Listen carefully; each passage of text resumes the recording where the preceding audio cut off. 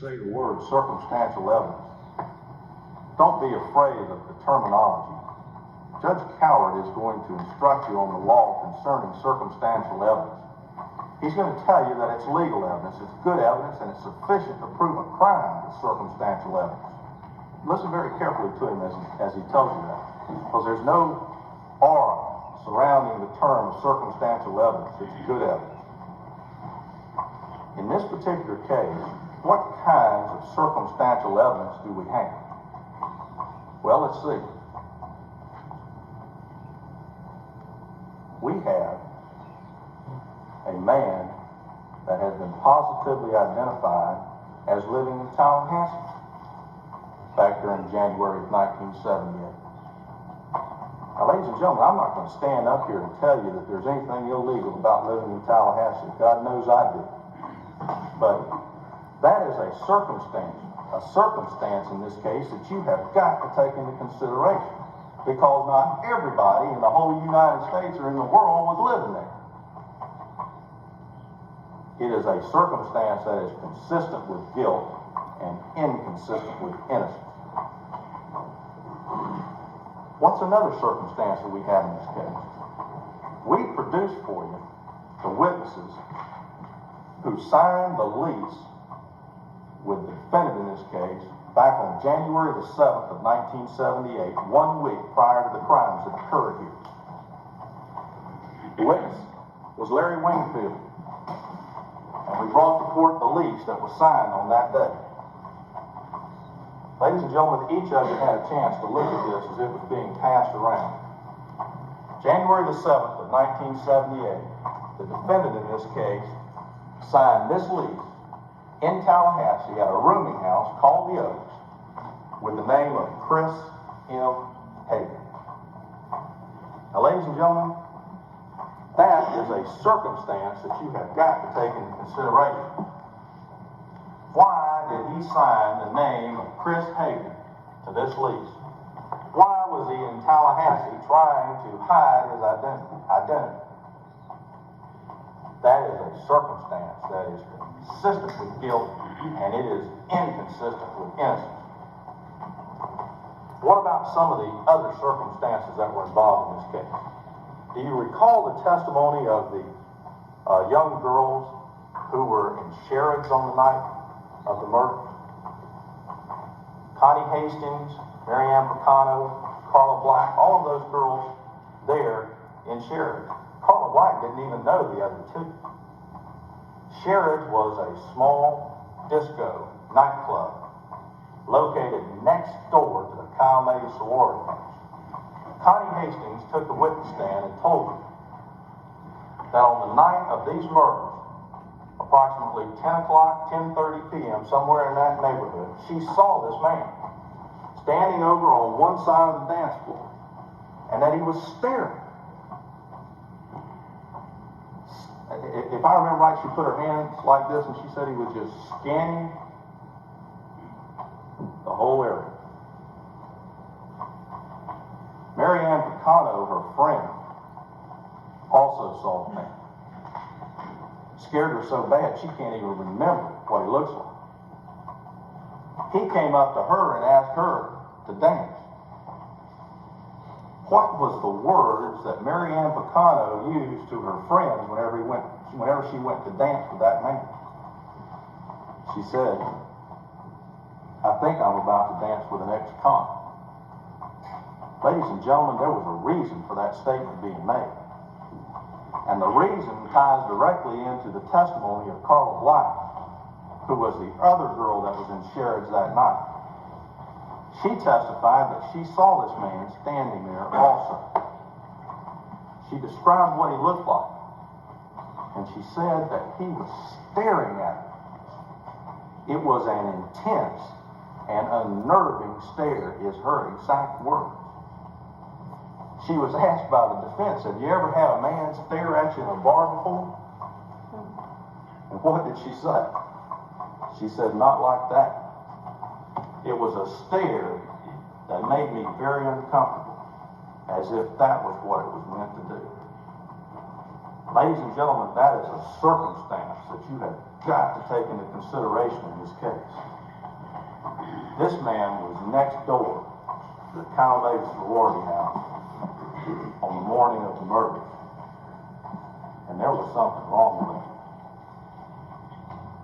That's all there is to it.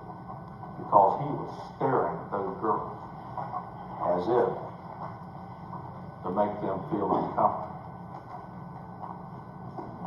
A circumstance that is consistent with guilt and inconsistent with innocence. What were some of the other circumstances that were involved in this case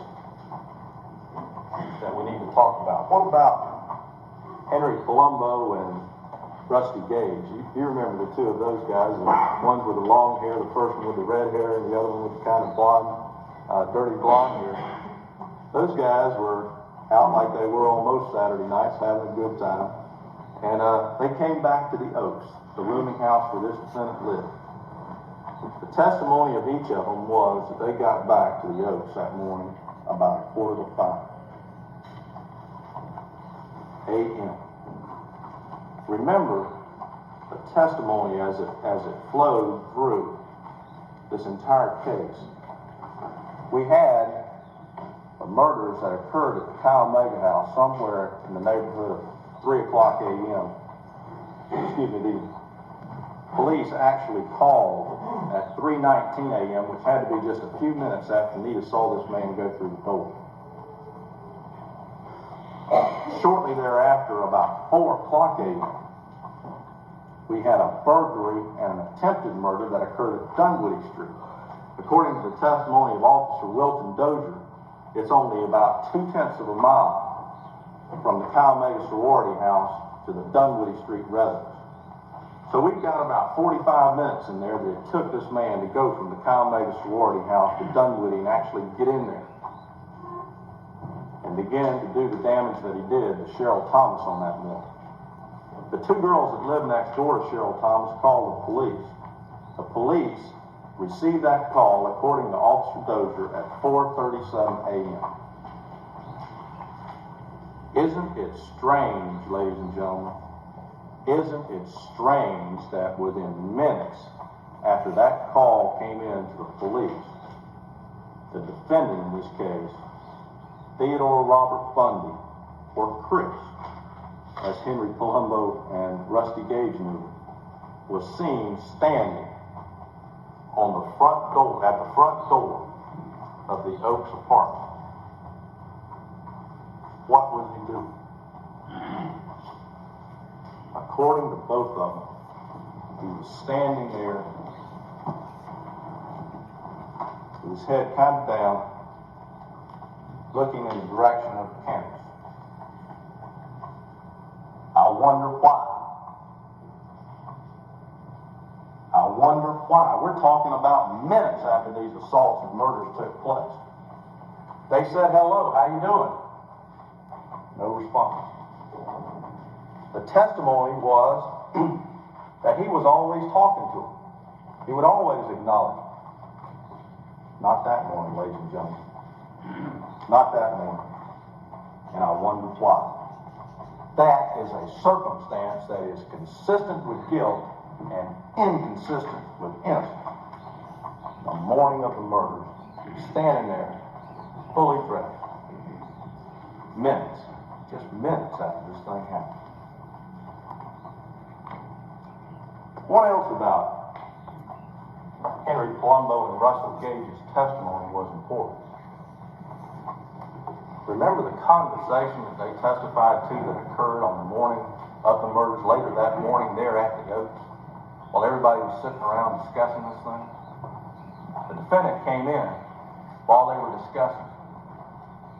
The testimony of Henry Colombo and Rusty Gage was totally consistent. They told you that the defendant in this case said to them that he thought this was a professional job. A professional job done by somebody who had done it before and who was probably long gone.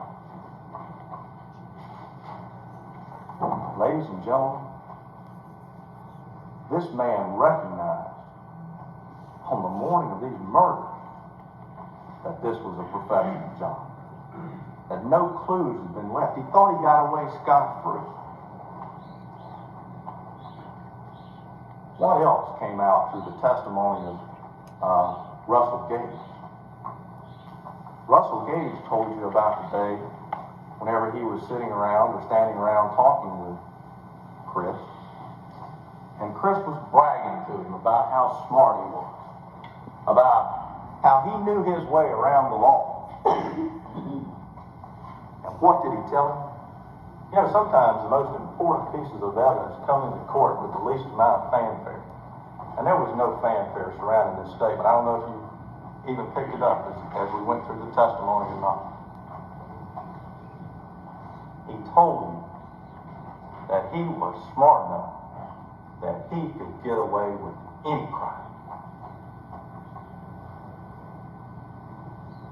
He was smart enough to get away with any crime.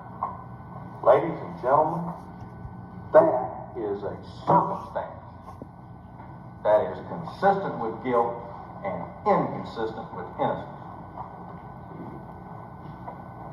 Now, let's talk about something else that happened in this case. Whenever it happened, I'm sure that you didn't have any forewarning of what was happening, and perhaps you didn't pick up all the significance of the testimony as it came down.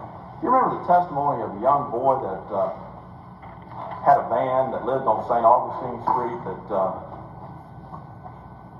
2 days prior to the murders occurring in this case, he realized that his tag was missing?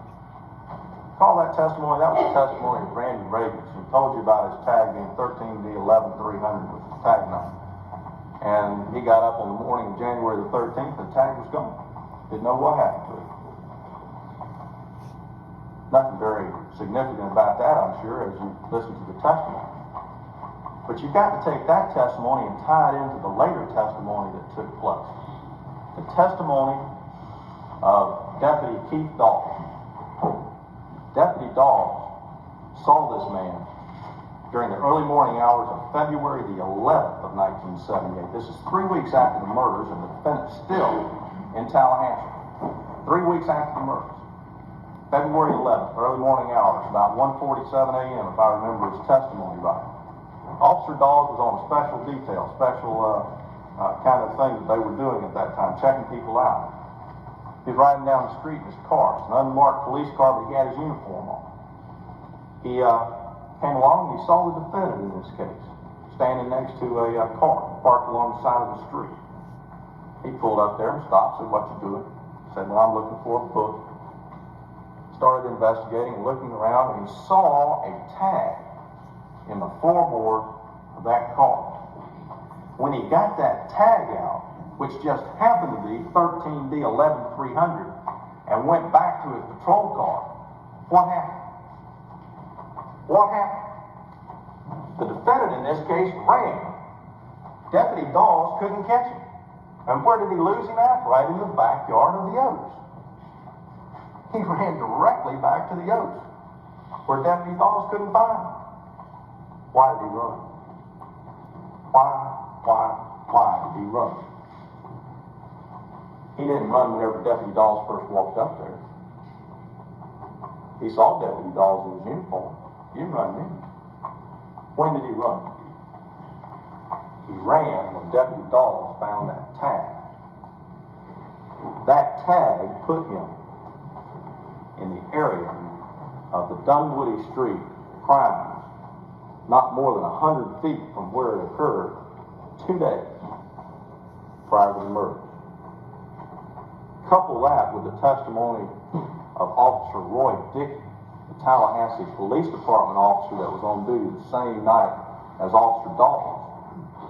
And he saw this defendant walking down St. Augustine Street and cut in behind the houses, right there in the same area where the Dunwoody Street assault took place. Ladies and gentlemen, that is a circumstance. Those are circumstances that are consistent with guilt and inconsistent with innocence. One other testimony took place that was of significance concerning that same little episode. You remember the testimony of Officer David Lee? Officer David Lee worked for the Pensacola Police Department.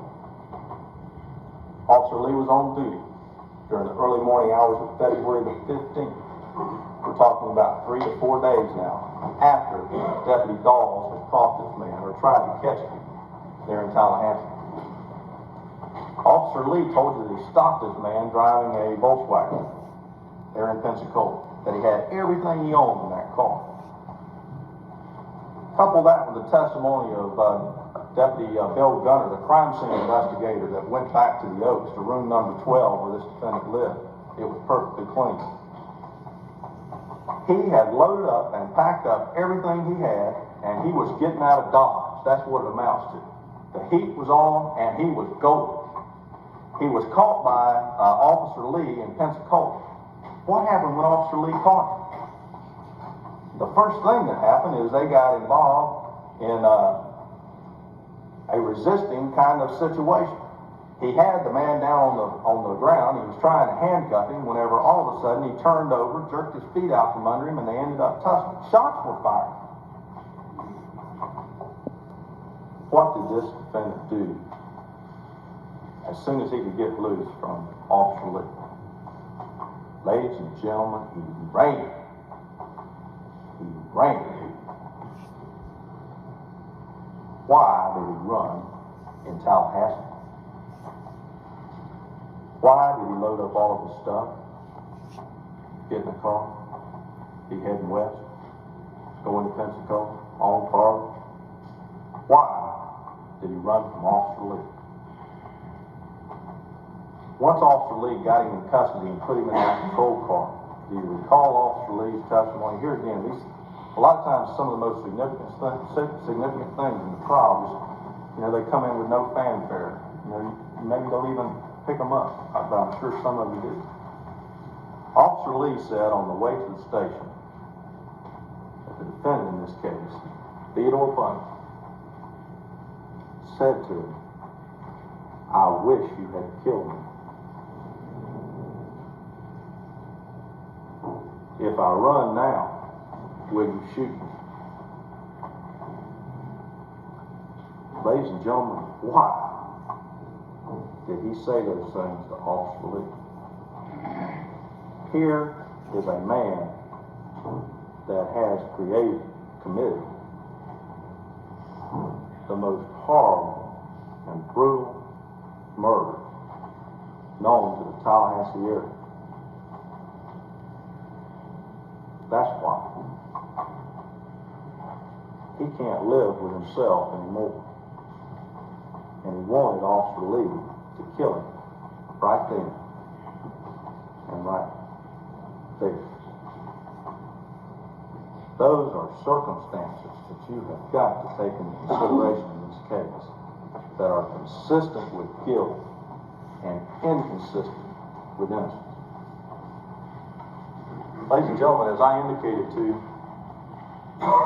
this case is built on 3 different kinds of evidence. The eyewitness testimony, positive identification, circumstantial evidence, scientific evidence. At this point, all we've talked about is the positive eyewitness testimony and the circumstantial evidence. We could stop right now, and this case would have been proven to. The evidence would have been sufficient for a conviction in this case. But ladies and gentlemen, we didn't stop there. We took this case the extra mile to prove it to you, to show it to you, so that you could see it. We brought in here, into this courtroom, the testimony of Patricia Lasco to testify about the hair examinations that were done in this case. She testified that she took a pantyhose mask that was found at Dunwoody Street, and she carefully pulled from it 2 Caucasian head hairs and 1 animal hair. None others. That's all that was there. Now, the defense during the course of this trial tried to make a big deal out of the fact that the pantyhose mask was put on the floor and there were other people in the rooms and things like that. Folks, if that pantyhose mask was contaminated that you'd have something else other than two hairs and a cat hair that happened to be exactly alike. No, the man that was wearing that pantyhose mask that night was wearing it for a reason. He was doing this job in a professional manner. He was hiding his identification while he did it. And that pantyhose mask came directly from the man that committed these crimes.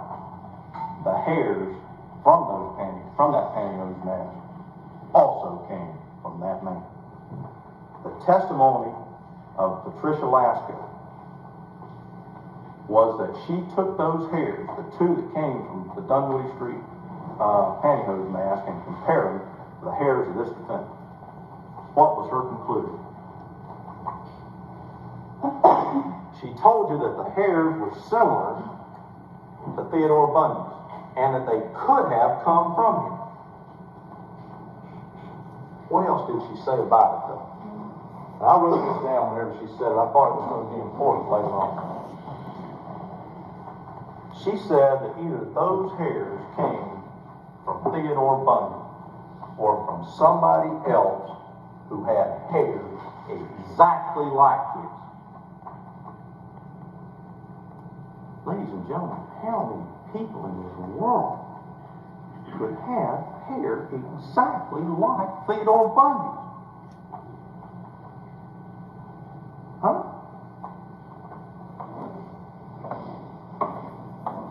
I can look at you people on the jury.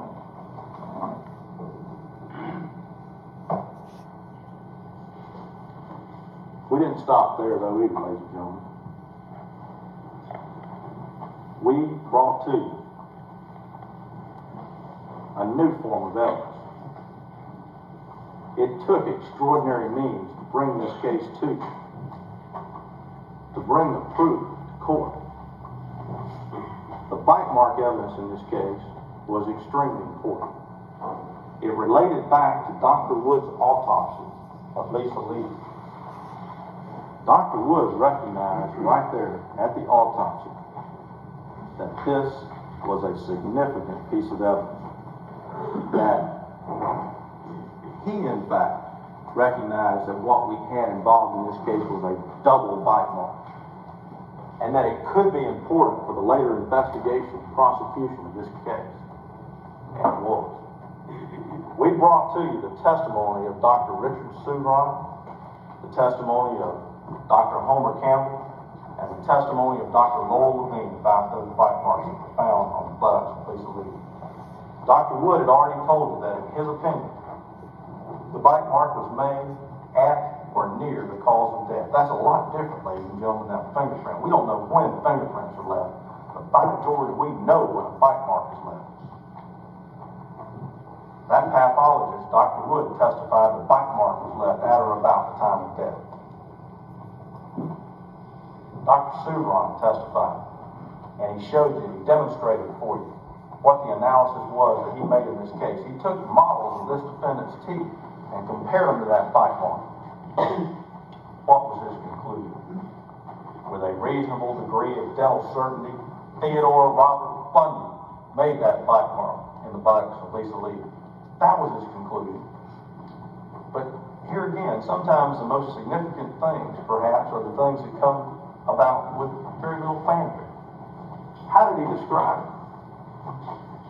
When asked on cross-examination about the possibility of somebody else in this world having teeth that could have left those marks, what did he say? He said it was like finding a needle in a haystack. A needle in a haystack.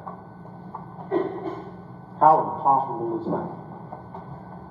What about the testimony of Dr. Homer Campbell, who testified concerning the photo enhancement that was done of this bite mark photograph? You recall his testimony about how he placed the photograph into the machine and how it came back with what was a topographical map in order to show you the various peaks and valleys that were actually involved in this bite mark. Then we placed on the stand Dr. Lowell Levine, the chief consultant for the New York City Medical Examiner's Office in dental matters. He testified to you that in his opinion, the bite marks in this case, within a reasonable degree of dental certainty, were left by the defendant in this case, Theodore Robert Bundy.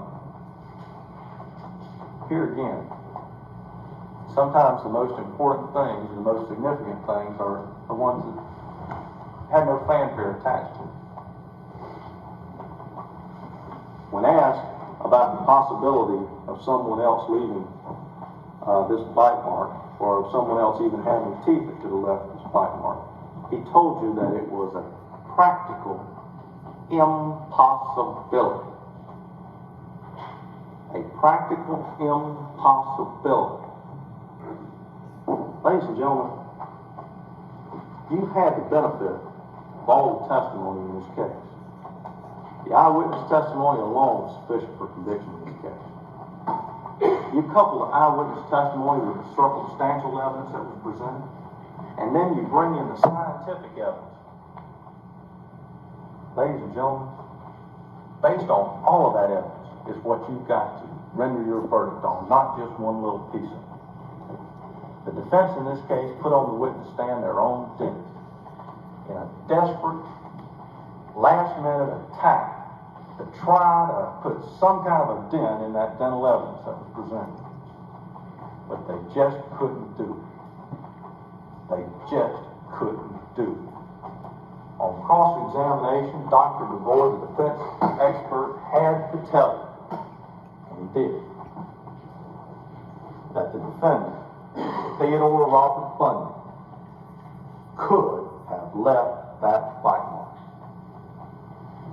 Ladies and gentlemen, the defense was in a real problem situation. Anytime they've got to put a witness on that tells you that their man could have committed this crime, they've got a real problem. And it was a desperate move.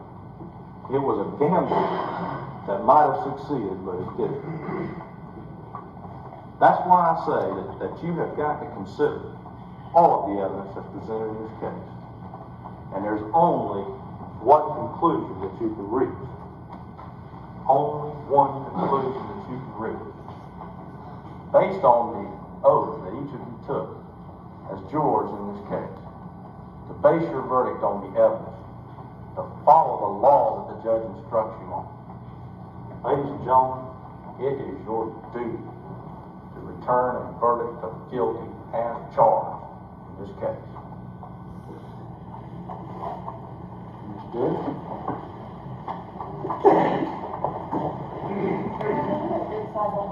Yes,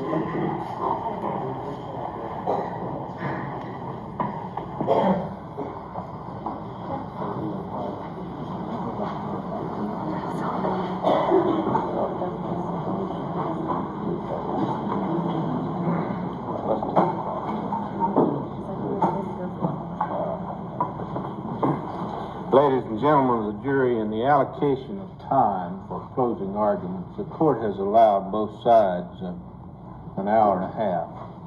The defense's argument will be continuous. For that reason, we'll take about a 10-minute recess at this time, complete theirs, and then we'll complete the state's. We'll take them out, please. Gentlemen, the jury, please retire to the jury room.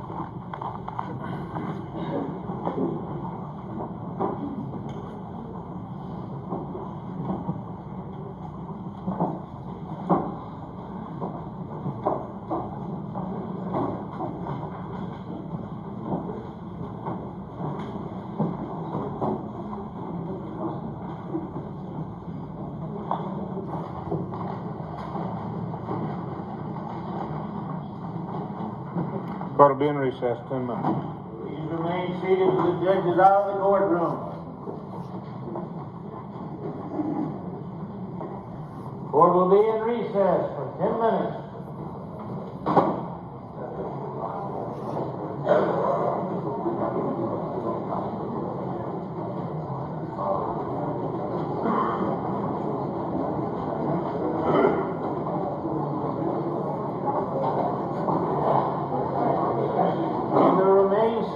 Step outside. Now, there'll be no milling around in the courtroom.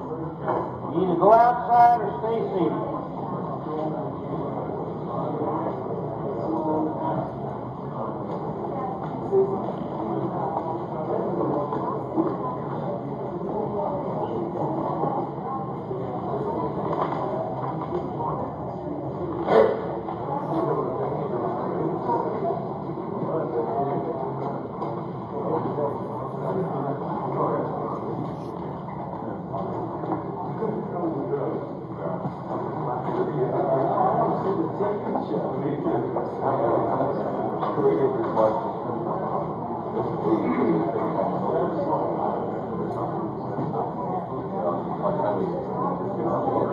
Please remain seated throughout the hall. It's still around.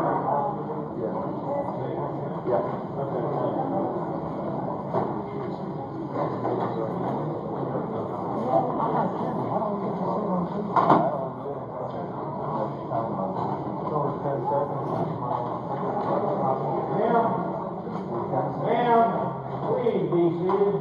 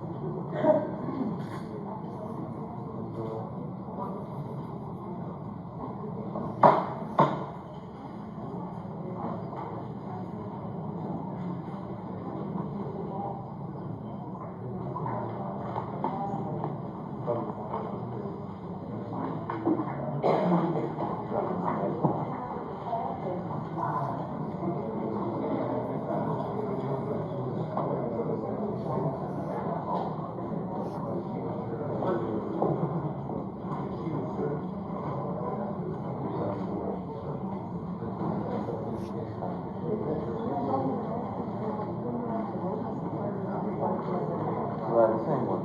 Essentially the same one.